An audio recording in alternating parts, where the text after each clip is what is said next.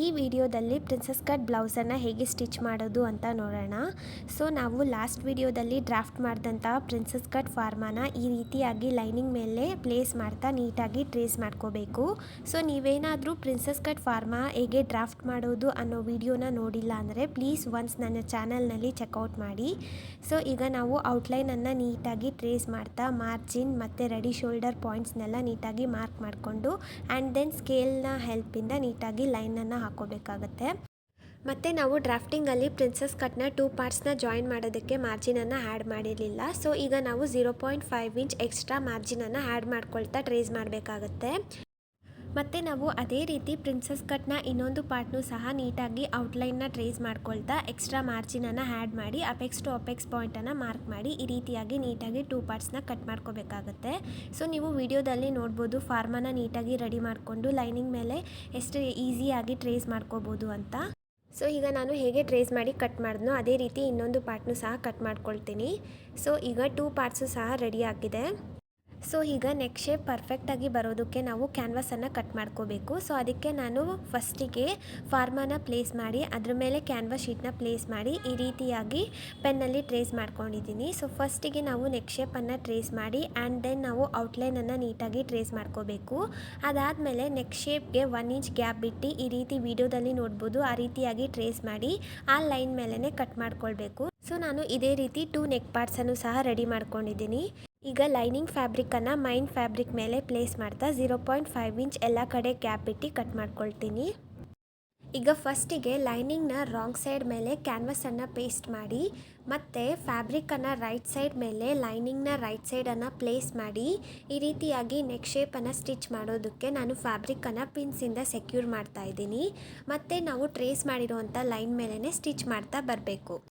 ಈಗ ಲೈನ್ ಮೇಲೆ ಡಬಲ್ ಸ್ಟಿಚನ್ನು ಹಾಕಬೇಕು, ಅಂದರೆ 1 ಸ್ಟಿಚನ್ನು ಹಾಕಿ ಅದ್ರ ಮೇಲೆ ಇನ್ನೊಂದು ಸ್ಟಿಚನ್ನು ಹಾಕೋಬೇಕು. ಈ ಸ್ಟಿಚಿಂಗ್ ಕಂಪ್ಲೀಟ್ ಆದಮೇಲೆ ಔಟ್ಸೈಡಿಂದ 0.5 ಇಂಚನ್ನು ಗ್ಯಾಪ್ ಬಿಟ್ಟು ಮತ್ತೊಂದು ಸ್ಟಿಚನ್ನು ಹಾಕಬೇಕು. ಈ ಸ್ಟಿಚ್ ಹಾಕೋದ್ರಿಂದ ನಮಗೆ ಕ್ರಾಸ್ ಕಟ್ಸ್ ಮಾಡೋದಕ್ಕೆ ಈಸಿ ಆಗುತ್ತೆ. ಈಗ ನೆಕ್ ಶೇಪನ್ನು ನೀಟಾಗಿ ಕಟ್ ಮಾಡಿಕೊಂಡು ಶಾರ್ಪ್ ಮತ್ತು ಕ್ರಾಸ್ ಹತ್ರ ಎಲ್ಲ ಕ್ರಾಸ್ ಕಟ್ಸ್ ಹಾಕೋಬೇಕು, ಅಂದರೆ ಕಚಸನ್ನು ಹಾಕೋಬೇಕು. ಸೊ ಇದೆಲ್ಲ ಕಂಪ್ಲೀಟ್ ಆದಮೇಲೆ ಲೈನಿಂಗ್ ಮತ್ತು ಮೈನ್ ಫ್ಯಾಬ್ರಿಕ್ನ ಈ ರೀತಿಯಾಗಿ ಸೀದಾ ಮಾಡಿಕೊಂಡು ಪ್ರೆಸ್ ಮಾಡ್ತಾ ನೆಕ್ ಶೇಪ್ ಮೇಲೆ ನೀಟಾಗಿ ಔಟ್ಲೈನನ್ನು ಸ್ಟಿಚ್ ಮಾಡ್ಕೊಬರಬೇಕು. ಸೊ ನಾವು ಕ್ಯಾನ್ವಾಸನ್ನು ಯೂಸ್ ಮಾಡಿರೋದ್ರಿಂದ ನೆಕ್ ಶೇಪ್ ಅನ್ನೋದು ಪರ್ಫೆಕ್ಟಾಗಿ ಬರುತ್ತೆ. ಈ ರೀತಿಯಾದ ಸ್ವೀಟ್ ಆರ್ಟ್ ನೆಕ್ ಮತ್ತು ಸ್ಕ್ಯಾಲಪ್ ಡಿಸೈನ್ಸ್ಗೆಲ್ಲ ನಾವು ಕ್ಯಾನ್ವಾಸನ್ನು ಯೂಸ್ ಮಾಡಿದ್ರೆ ಪರ್ಫೆಕ್ಟ್ ಫಿನಿಶಿಂಗ್ ಅನ್ನೋದು ಸಿಗುತ್ತೆ. ಸೊ ಈಗ ನಾನು ಔಟ್ಲೈನನ್ನು ಸ್ಟಿಚ್ ಮಾಡಿದಾಗಿದೆ. ದೆನ್ ಲೈನಿಂಗ್ನ ಮತ್ತು ಮೈನ್ ಫ್ಯಾಬ್ರಿಕ್ನ ನೀಟಾಗಿ ಪ್ಲೇಸ್ ಮಾಡಿಕೊಂಡು ಔಟ್ಲೈನನ್ನು ಸ್ಟಿಚ್ ಮಾಡ್ಕೋಬೇಕು. ಯಾವಾಗಲೂ ಮೈನ್ ಫ್ಯಾಬ್ರಿಕ್ಕು ಮತ್ತು ಲೈನಿಂಗ್ ಫ್ಯಾಬ್ರಿಕ್ನ ಕಟ್ ಮಾಡಬಾರ್ದು. ಈಗ ಸ್ಟಿಚ್ ಆದಮೇಲೆ ಎಕ್ಸ್ಟ್ರಾ ಫ್ಯಾಬ್ರಿಕನ್ನು ನೀಟಾಗಿ ಕಟ್ ಮಾಡ್ಕೋಬೇಕು. ಸೈಡು ನೆಕ್ ಪಾರ್ಟನ್ನು ಇದೇ ರೀತಿ ಸ್ಟಿಚ್ ಮಾಡ್ಕೋಬೇಕು. ಈಗ ನೀವಿಲ್ಲಿ ನೋಡ್ಬೋದು 2 ಸೈಡ್ಸ್ ನೆಕ್ ಪಾರ್ಟನ್ನು ಸಹ ರೆಡಿ ಮಾಡಿದ್ದೀನಿ. ಈಗ ಪ್ರಿನ್ಸಸ್ ಕಟ್ನ ಇನ್ನೊಂದು ಪಾರ್ಟ್ನು ಸಹ ಸ್ಟಿಚ್ ಮಾಡ್ಕೊಳ್ಳೋಣ. ಅದಕ್ಕೆ ಮೈನ್ ಫ್ಯಾಬ್ರಿಕ್ನ ರಾಂಗ್ ಸೈಡ್ ಮೇಲೆ ಲೈನಿಂಗ್ ಫ್ಯಾಬ್ರಿಕ್ನ ರಾಂಗ್ ಸೈಡನ್ನು ಪ್ಲೇಸ್ ಮಾಡಿದ್ದೀನಿ. ಸೊ ಮಾರ್ಕಿಂಗು ಮೇಲೆ ಬರಬೇಕಾಗತ್ತೆ. ಈಗ ನೀಟಾಗಿ ಔಟ್ಲೈನನ್ನು ಸ್ಟಿಚ್ ಮಾಡ್ಕೊಳ್ತಾ ಬರಬೇಕಾಗತ್ತೆ. ಸೊ ಆಗಲೇ ನಾವು ನೆಕ್ ಪಾರ್ಟ್ಸ್ಗೆಲ್ಲ ಹೇಗೆ ಮಾಡಿದ್ವಿ ಆ ರೀತಿಯಾಗಿ ಲೈನಿಂಗ್ ಔಟ್ಲೈನ್ನ ನೀಟಾಗಿ ಸ್ಟಿಚ್ ಮಾಡಬೇಕು. ಸೊ ಯಾವಾಗಲೂ ಮೈನ್ ಫ್ಯಾಬ್ರಿಕ್ಕು ಲೈನಿಂಗ್ ಫ್ಯಾಬ್ರಿಕ್ಕಿಂತ ದೊಡ್ಡದಾಗಿ ಕಟ್ ಮಾಡ್ಕೊಂಡಾಗ ಈ ರೀತಿ ಔಟ್ಲೈನ್ ಸ್ಟಿಚ್ ಮಾಡಿದಾಗ ಎಕ್ಸ್ಟ್ರಾ ಫ್ಯಾಬ್ರಿಕನ್ನು ನೀಟಾಗಿ ಕಟ್ಟಾಗಿ ಕಟ್ ಮಾಡ್ಕೋಬೇಕಾಗತ್ತೆ. ಸೊ ಈಗ ಕಟ್ ಮಾಡಿದಾದಮೇಲೆ ಇದೇ ರೀತಿ ಇನ್ನೊಂದು ಪಾರ್ಟ್ನು ಸಹ ರೆಡಿ ಮಾಡ್ಕೋಬೇಕು. ಈಗ 2 ಪಾರ್ಟ್ಸು ಮತ್ತು 2 ನೆಕ್ ಪಾರ್ಟ್ಸು ರೆಡಿಯಾಗಿದೆ. ಈಗ ನೆಕ್ ಪಾರ್ಟ್ಸ್ದು ಮತ್ತು ಪ್ರಿನ್ಸಸ್ ಕಟ್ ಪಾರ್ಟ್ನು ಸಹ ಜಾಯಿನ್ ಮಾಡ್ಕೊಳ್ಳೋಣ.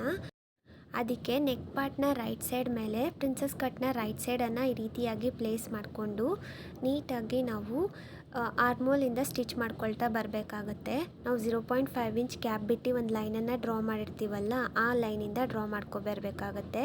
ಸೊ ಅಪ್ಪರ್ ಸೈಡನ್ನು ನಾವು ನೆಕ್ ಪಾರ್ಟನ್ನೇ ತೊಗೊಳ್ಳೋಣ. ಸೊ ನಾವು ಸ್ಟಿಚ್ ಮಾಡೋವಾಗ ಅಪ್ಪರ್ ಪಾರ್ಟ್ನ ಈ ರೀತಿಯಾಗಿ ಸ್ವಲ್ಪನೇ ಎಳಿತಾ ಮಾಡಿದಾಗ ಎರಡೂ ಒಂದೇ ಲೆಂತ್ಗೆ ಬಂದು ಫಿನಿಶಿಂಗ್ ಆಗಿ ಬರುತ್ತೆ.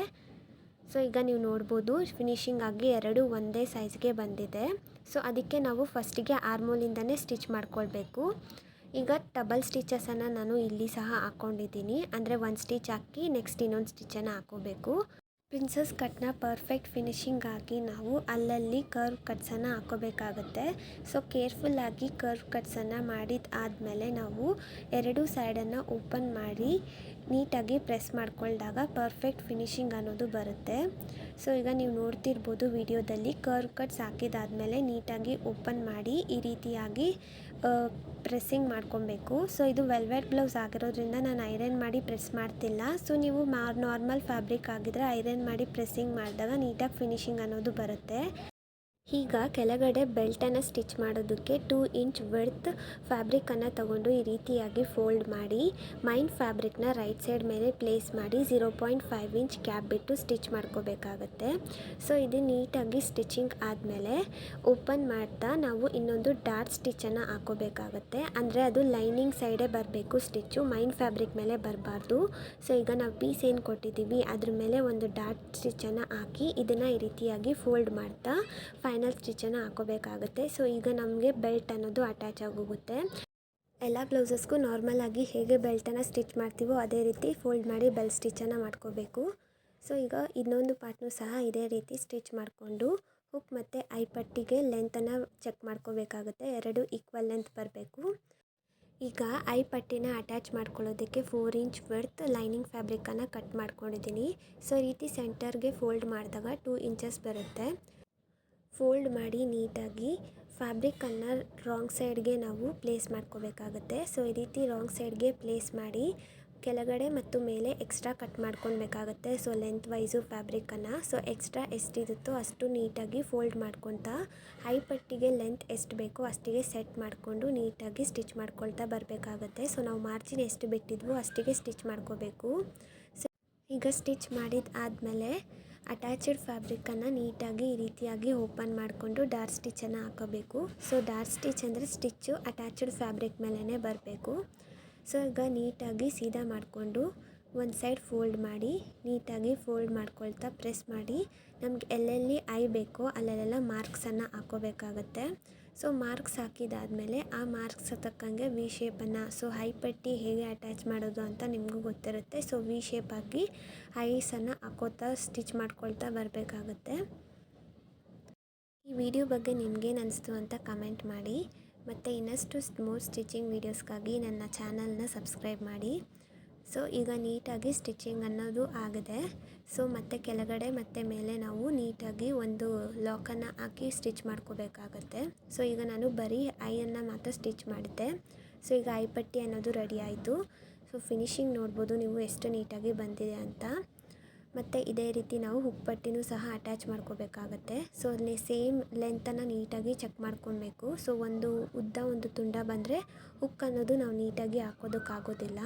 ಸೊ ಈಗ ಲೆಂತನ್ನು ಚೆಕ್ ಮಾಡಿಕೊಂಡು ಇದಕ್ಕೆ ನಾನು 2.5 ಇಂಚ್ ವಿಡ್ತ್ ಪಟ್ಟಿನ ಕಟ್ ಮಾಡಿಕೊಂಡು ಈ ರೀತಿಯಾಗಿ ಫೋಲ್ಡ್ ಮಾಡಿ ರೈಟ್ ಸೈಡ್ ಮೇಲೆ ಪ್ಲೇಸ್ ಮಾಡಿ ಈ ರೀತಿಯಾಗಿ ನಾವು ಮಾರ್ಜಿನ್ ಲೈನ್ ಮೇಲೇ ಸ್ಟಿಚ್ ಮಾಡ್ಕೊಳ್ತಾ ಬರಬೇಕಾಗತ್ತೆ. ಸೊ ಫೋಲ್ಡಿಂಗ್ ಅನ್ನೋದು ಹತ್ತು ಕಡೆ ಸೈಡ್ ಬರಬೇಕು. ಸೊ ಈ ರೀತಿಯಾಗಿ ನೀಟಾಗಿ ಎರಡು ಕಡೆ ಲೆಂತ್ ಎಷ್ಟಿದೆಯೋ ಅಷ್ಟಕ್ಕೆ ಅಡ್ಜಸ್ಟ್ ಮಾಡ್ಕೊತಾ ಮೇಲೆ ಕೆಳಗಡೆ ಫೋಲ್ಡಿಂಗನ್ನು ಮಾಡಿಕೊಂಡು ನೀಟಾಗಿ ಸ್ಟಿಚ್ ಮಾಡ್ಕೋಬೇಕು. ಸೊ ಈಗ ಸ್ಟಿಚ್ ಮಾಡಿದಾದಮೇಲೆ ಓಪನ್ ಮಾಡಿ ಒಂದು ಡಾರ್ಟ್ ಸ್ಟಿಚ್ಚನ್ನು ಹಾಕ್ಕೋಬೇಕಾಗತ್ತೆ. ಈಗ ಡಾರ್ಟ್ ಸ್ಟಿಚ್ಚನ್ನು ನಾವು ಅಟ್ಯಾಚ್ಡ್ ಫ್ಯಾಬ್ರಿಕ್ ಮೇಲೇ ನೀಟಾಗಿ ಸ್ಟಿಚ್ ಮಾಡ್ಕೋಬೇಕು. ಸೊ ಈಗ ಸ್ಟಿಚಿಂಗ್ ಕಂಪ್ಲೀಟ್ ಆದಮೇಲೆ ಏನಾದರೂ ಫ್ಯಾಬ್ರಿಕ್ಕು ಸ್ವಲ್ಪ ಔಟ್ಸೈಡ್ ಇದ್ದರೆ ನೀಟಾಗಿ ಸ್ಟ್ರೈಟಾಗಿ ಕಟ್ ಮಾಡ್ಕೋಬೇಕು. ಕಟ್ ಮಾಡಿದಾದಮೇಲೆ ನೀಟಾಗಿ ಫೋಲ್ಡಿಂಗ್ ಮಾಡ್ಕೊಳ್ತಾ ಆ ಫೋಲ್ಡಿಂಗ್ ಫೈನಲ್ ಸ್ಟಿಚ್ಚನ್ನು ಸಹ ಹಾಕೋಬೇಕಾಗತ್ತೆ. ಸೊ ಫೈನಲ್ ಸ್ಟಿಚ್ ಕಂಪ್ಲೀಟ್ ಆದಮೇಲೆ ನಮ್ಮ ಉಪ್ಪಟ್ಟಿ ಅನ್ನೋದು ರೆಡಿ ಆಗುತ್ತೆ. ಸೊ ಈಗ ನಾವು ಐಸ್ನ ಎಲ್ಲೆಲ್ಲಿ ಹಾಕಿದ್ವೋ ಅಲ್ಲಿ ಮಾರ್ಕ್ ಮಾಡಿ ಹುಕ್ಸನ್ನು ಸ್ಟಿಚ್ ಮಾಡ್ಕೋಬೇಕು. ಸೊ ಈಗ ಉಪ್ಪಟ್ಟಿ ಅನ್ನೋದು ರೆಡಿ ಆಯಿತು. ಸೊ ಈಗ 2 ಪಾರ್ಟ್ಸು ರೆಡಿ ಆಗಿದೆ. ಸೊ ಫೈನಲಿ ನಮ್ಮ princess cut blouse stitching complete ಆಗಿದೆ. ಸೊ ನೀವು ನೋಡ್ಬೋದು ಫಿನಿಶಿಂಗ್ ಎಷ್ಟು ನೀಟಾಗಿ ಬಂದಿದೆ ಅಂತ. ಸೊ ಇದು ವೆಲ್ವೆಟ್ ಬ್ಲೌಸ್ ಆಗಿರೋದ್ರಿಂದ ಪ್ರಿನ್ಸಸ್ ಕಟ್ನ ಡಾಟ್ಸು ನೀಟಾಗಿ ವಿಡಿಯೋದಲ್ಲಿ ಕಾಣ್ತಾ ಇಲ್ಲ. ಸೊ ಇದು ಬಂದು ಫ್ರಂಟ್ ಪಾರ್ಟ್ ಸ್ಟಿಚಿಂಗ್. ಬ್ಯಾಕ್ ಪಾರ್ಟನ್ನು ಈ ರೀತಿಯಾಗಿ ಸ್ಟಿಚ್ ಮಾಡಿದ್ದೀನಿ. ನೆಕ್ಸ್ಟ್ ಇದರದ್ದು ಸ್ಟಿಚಿಂಗ್ ವಿಡಿಯೋನ ಅಪ್ಲೋಡ್ ಮಾಡ್ತೀನಿ. So thank you for watching. Please subscribe my channel.